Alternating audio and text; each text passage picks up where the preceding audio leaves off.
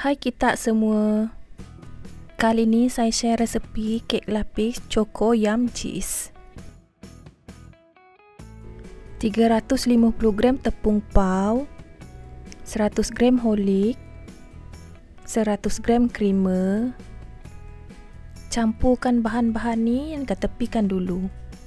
30 gram ovalet, 100 gram gula, 350 gram susu pekat, 100 gram serikaya, 450 gram salted butter. Pukul ke semua bahan-bahan ni sampai kembang putih macam ni, baru masukkan 10 biji telur grade A. Telur ni masukkan sebiji demi sebiji tau, supaya senang sebati.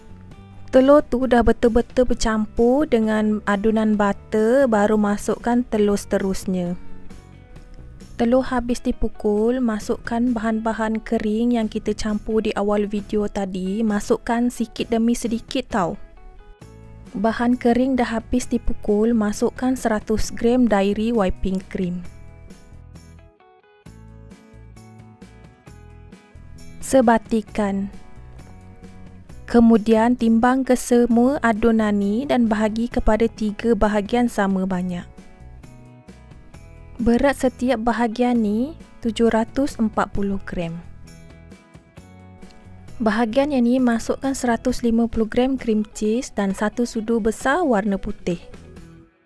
Dah sebati, ketepikan dulu. 1 sudu besar emalco kaladi warna purple secukupnya, gaul sebati. Kalau dah sebati, ketepikan dulu.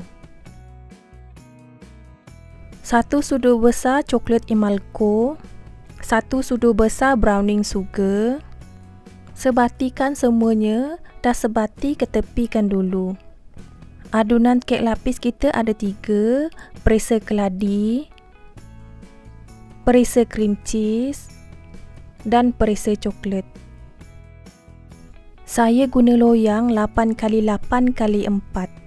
Bawah loyang ni saya sapu dengan margarin untuk lekatkan kertas minyak. Keliling loyang tak payah sapu tau dengan margarin.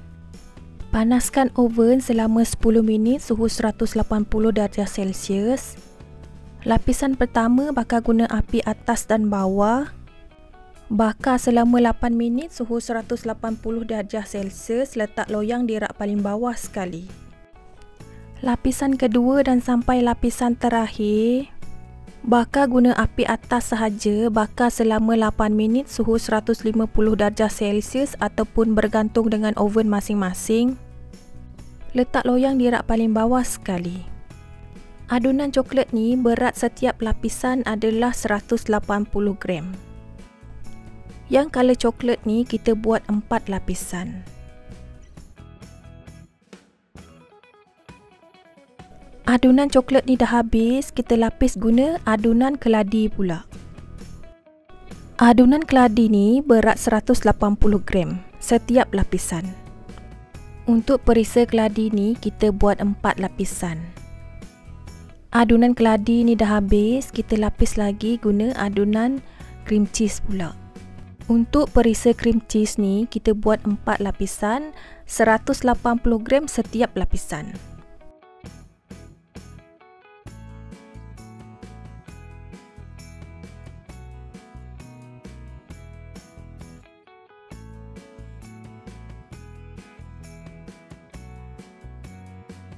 Lapisan terakhir ni bolehlah kita hias dengan lebihan adunan keladi dan adunan coklat. Tapi ni pilihan tau, nak buat boleh, tak nak buat pun boleh, tak ada masalah.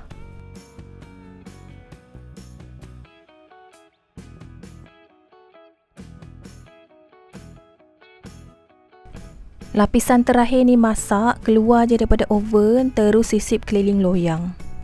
Tapi sisip separuh loyang je dulu tau. Lepas tu rehatkan kek selama 30 minit. Kek ni saya dah rehatkan selama 30 minit, sisip lagi sampai bawah loyang.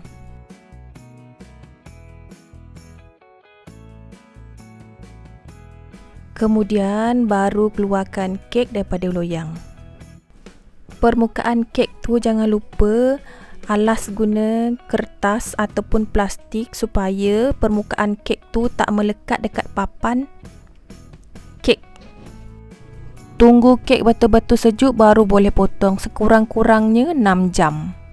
Nampak tak tepi-tepi kek ni kering? Itu tandanya setiap lapisan masak dengan sempurna. Macam saya suka simpan kek ni semalaman dalam peti ais. Keluar je daripada peti ais, saya terus potong untuk mendapatkan potongan yang kemas.